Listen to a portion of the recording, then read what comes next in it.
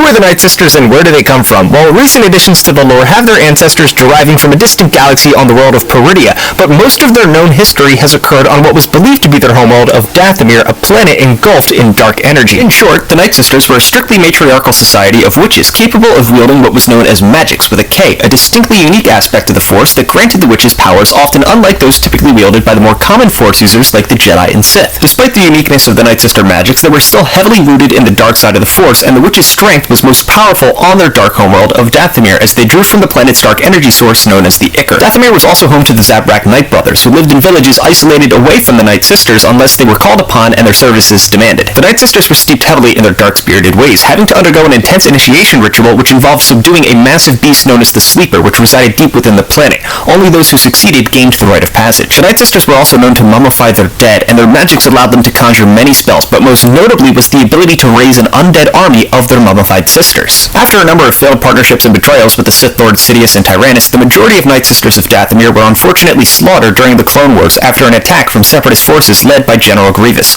Only a few had been able to survive. One of these survivors was the leader of the Nightsisters, Mother Talzin, who was able to escape death at this battle, but a short time later General Grievous would return to Dathomir, this time with Palpatine and Count Dooku, where Mother Talzin was killed for good.